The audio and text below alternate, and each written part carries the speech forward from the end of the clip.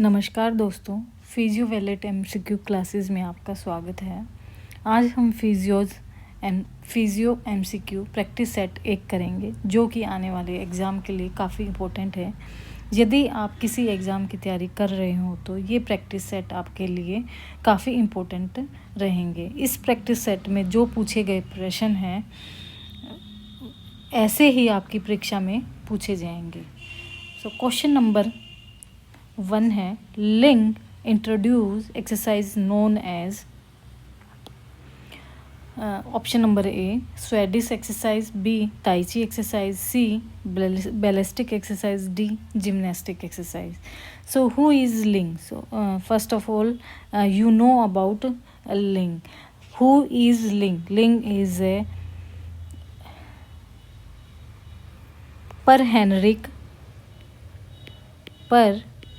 Heinrich लिंग. He is a father of physiotherapy. He is a father of physiotherapy. तो ये physiotherapy के father हैं। सो इन्होंने कौन सी ऐसी एक्सरसाइज बताई है, कौन सी एक्सरसाइज की हैं जिनसे ये फादर ऑफ फिजियोथेरेपी बन चुके हैं, और उसका और दूसरा नाम क्या है? तो इन्होंने जिम्नास्टिक जो एक्सरसाइजेज होती हैं उस पर वर्क किया है, और इन एक्सरसाइज को हम क्या बोलेंगे? Swedish exercise. आपको यहाँ पे एक्सरसाइज की जगह मूवमेंट भी आ सकता है, movement, Swedish movement. Question number 2 है, the term physiotherapy coin by. तो जो हमारी फिजियोज, ध्यान से देखो, जो फिजियोथेरेपी की टर्म है, कोई भी आपसे इंटरव्यू में पूछ सकता है. ठीक है, इंटरव्यू, जो भी बच्चे इंटरव्यू देने जाएंगे उसको उनसे इंटरव्यू में पूछ सकते हैं कि ये फिजियोथेरेपी की जो स्पेलिंग है ये किसने कॉइन की थी? ये की थी option number A doctor Edward, B McMillan, C doctor Lorenz Gleich, D Hippocrates. So अगर आप about physiotherapy discovered name by, so आप जल्दी से बताएं, कमेंट करें. So answer here is doctor Lorenz Gleich. Question number 3 है, who is the first practitioner of physiotherapy. तो physiotherapy के फर्स्ट प्रैक्टिशनर कौन रहे हैं? Option number A Hippocrates, B Erwin, C Lorenz, D Darwin. तो आंसर हेयर इज हिपोक्रेट्स. इन्होंने जो first practitioner जो रहे हैं वो रहे हैं हमारे हिपोक्रेट्स. और इन्होंने किस पे वर्क किया है? इन्होंने जो हम मैनुअल एक्सरसाइजेज कराते हैं ना, हैंड मैनुअल एक्सरसाइज कराते हैं, उस पे सबसे पहले इन्होंने वर्क किया था, इसलिए ये हमारे फर्स्ट प्रैक्टिशनर रहे हैं. क्वेश्चन नंबर 4 है, who is the father of Swedish massage. देखो, मसाज से ना टॉपिक एक क्वेश्चन हमेशा हर एग्ज़ाम में आपको देखने को मिलेगा. So father of Swedish massage कौन है? Option number A Per Henrik तो फादर ऑफ फिजियोथेरेपी हैं. B John George Mezger, C Nicholas, and D Plitzer. So answer here is about John George Mezger. तो मेजर से ही, देखो इसके name से ही बना हुआ है मसाज. ठीक है, तो क्वेश्चन नंबर 5 है हमारा, which day celebrate the world health day. So world जो हेल्थ डे है वो कब सेलिब्रेट किया जाता है, किस दिन किया जाता है?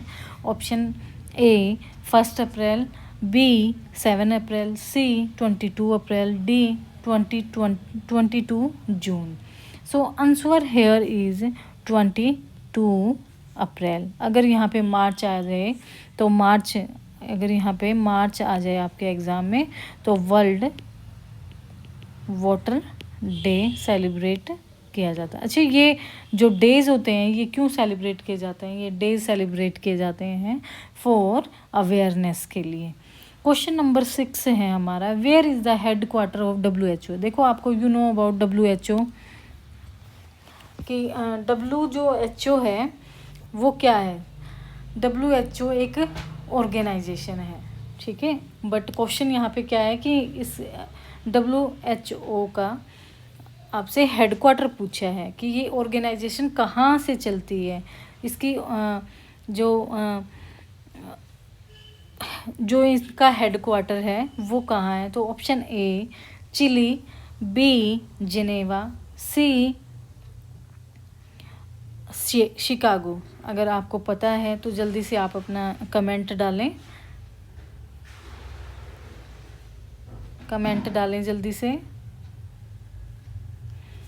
सो आंसर हेयर इज जिनेवा। ठीक है, कहाँ है जिनेवा। जिनेवा कहाँ पर है, स्विट्जरलैंड में, स्विट्जरलैंड। ठीक है, और डायरेक्टर कौन है, director general director doctor Tedros Adhanom, Tedros Adhanom. J Ghebreyesus. देखो प्रोनाउंसिएशन अपनी आप चेक कर लेना, ठीक है। 2024। सो जो WHO ऑर्गेनाइजेशन है ये वर्ल्ड हेल्थ ऑर्गेनाइजेशन है, और इस ऑर्गेनाइजेशन में जितने भी ऑल ओवर कंट्रीज़ हैं वो इंक्लूड होती हैं, और जहाँ जहाँ अपने अपने जो स्टेट्स हैं उन स्टेट्स में हेल्थ को लेके जितने भी वर्क होते हैं, वैक्सीन होती हैं, डेवलपमेंट होती हैं, इन्वेंशन होते हैं, वो सारे के सारे इकट्ठे, जो जैसे कि एक कम्युनिटी होती है, उस एक कम्युनिटी एक सारे वर्क को देख रेख में रखती है। ठीक है, जैसे कि हमारे फैमिली में एक जो हमारे बुजुर्ग होते हैं, जैसे दादा होते हैं, तो वो हमारी फैमिली को में सबसे बड़े होते हैं। तो ऐसे ही एक ऑर्गेनाइजेशन है जो सारे मिलके इस ऑर्गेनाइजेशन को चलाते हैं। सो क्वेश्चन नंबर 7 है हमारा, the sustainable development goals regarding good health. तो जो हमारे देखो व्हाट इज़ द, सबसे पहले आपको ये पता होना चाहिए कि सस्टेनेबल डेवलपमेंट गोल क्या होते हैं, क्या है ये। तो ऐसे जैसे ही WHO और एक ऑर्गेनाइजेशन है, ऐसे सस्टेनेबल डेवलपमेंट गोल हैं, कुछ हमारे गोल्स हैं। ठीक है, हमारे जो टोटल जो गोल्स हैं वो हैं, देखो टोटल गोल 17 है कि हर कंट्री किस किस पे अपने कंट्री में वर्क कर रही है, कितना ज़्यादा अच्छा, जैसे कि एजुकेशन हो गई, हेल्थ हो गई, नो पॉवर्टी होगी, जीरो हंगर हो गया, पीस हो गया, जस्टिस हो गया, रिन्यूएबल एनर्जी हो गया। तो ये जितने भी सारे हमारे सस्टेनेबल डेवलपमेंट गोल हैं, इनको अचीव करना, कि जो चीज़ें हमारे जैसे भारत में कुछ कमियां हैं, उन कमियों से उभरना, इकोनॉमिक ने आर्थिक व्यवस्था से, इंडस्ट्रियलाइजेशन से। ठीक है, तो जितनी चीज़ें हमारे देश में अच्छी होंगी उतना ही हमारा जो टोटल रैंक है 195 जो कंट्रीज़ हैं उनमें कितना रैंक होगा, हम उतना ही अचीव करते चले जाएंगे। सो हमारा अभी 2024 में जो हमारा रैंक आया है, इंडिया का जो रैंक है, आप बस इंडिया का रखें, 71 रैंक है। टोटल कितना है, 71। पहले देखा जाए तो 2020 से लेके 2024 तक अब ये रैंक आया है। ठीक है, इससे पहले हमारा जो रैंक था वो 66 था, और इससे पहले 57 था। ठीक है, तो 57 से 66, और अब नाउ आवर रैंक इज़ 71। सो आपको ये बताना कि जो गुड हेल्थ है ये कौन सा SDG नंबर है, SDG 1, SDG 2, SDG 3, SDG 16। So answer here is C, SDG 3, जो कि good health and well being, या तो गुड हेल्थ आ सकता है या फिर वेल बीइंग आ सकता है। ठीक है, 1 जो है वो नो पॉवर्टी, गरीबी हटाओ।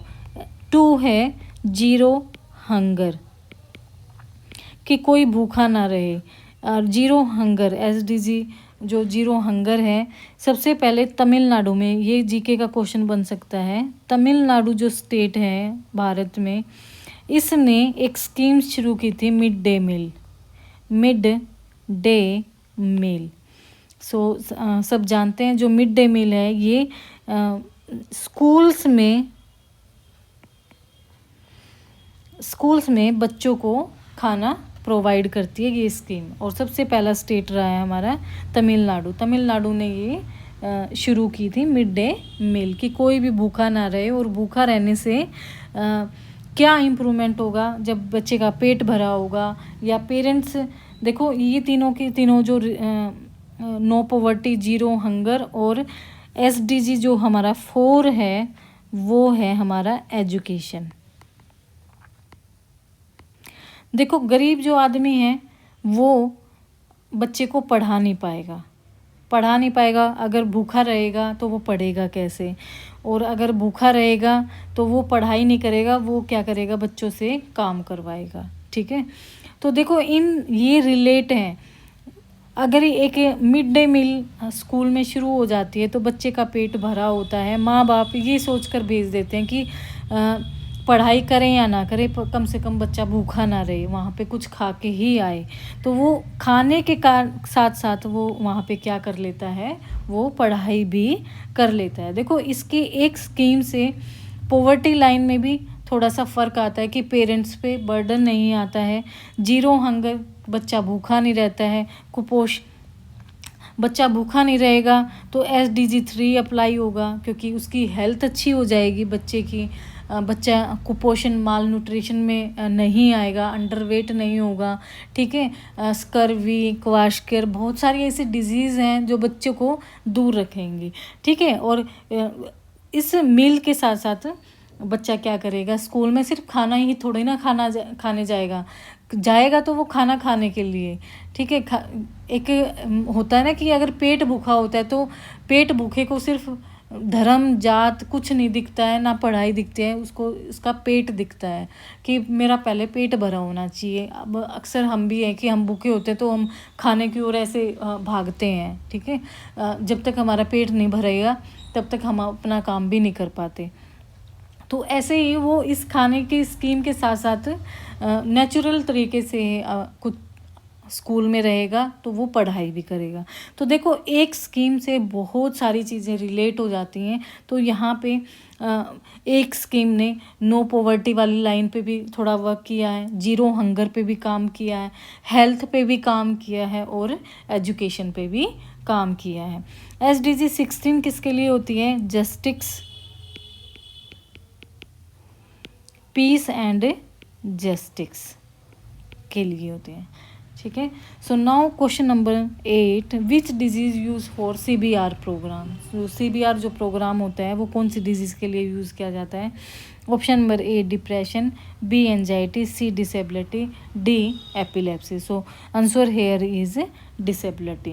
Question number 19, whole mass readjustment rating scale used for depression, B anxiety, C disability, D sensory integration. So whole mass readjustment rating scale use for anxiety नहीं आएगा तो स्ट्रेस आएगा। ठीक है, क्या आएगा, स्ट्रेस। टेंशन भी आ सकती है यहाँ पे, क्योंकि ये जो 3 वर्ड्स हैं ये सेम है। ठीक है, ये सुलिवान बुक में स्केल दिया हुआ है, आप इसका पूरा स्ट्रेस और एंजाइटी पे चैप्टर है, आप पढ़ सकते हैं। Question number 10, who is the father of physiotherapy. Option A Per Henrik Ling, B Lewis, D Edward Jenner, C Sigmund Freud. तो पर हेनरिक जो लिंग है ये हमारे क्या हैं, फादर हैं, जिन्होंने फिजियोथेरेपी शुरू की। पर हेनरिक लिंग हु हमारे फादर ऑफ फिजियोथेरेपी हैं। सिगमंड फ्रॉड क्या हैं, इन्होंने एक थ्योरी डिज़ाइन की थी, वो थी साइको एनालिटिकल थ्योरी। ठीक है, सिगमंड फ्रॉइड थ्योरी दी थी, साइको एनालिटिकल थ्योरी। पर हेनरिक हमारे पर हेनरिक, देखो जितने भी फिजियोथेरेपिस्ट हैं ना, सबको एटलीस्ट ये तो पता ही होना चाहिए कि फादर ऑफ फिजियोथेरेपी कौन है, तो वो हैं हमारे पर हेनरिक लिंग। सो आज के जो हमारे एमसीक्यू हैं ये हो गए हैं 10। जो हमारा प्रैक्टिस सेट पेपर है ये आपके लिए बहुत हेल्पफुल रहेगा। सो जाते जाते वीडियो को लाइक कर दो, सब्सक्राइब कर दो और शेयर भी कर दो, और मिलते हैं नेक्स्ट वीडियो में।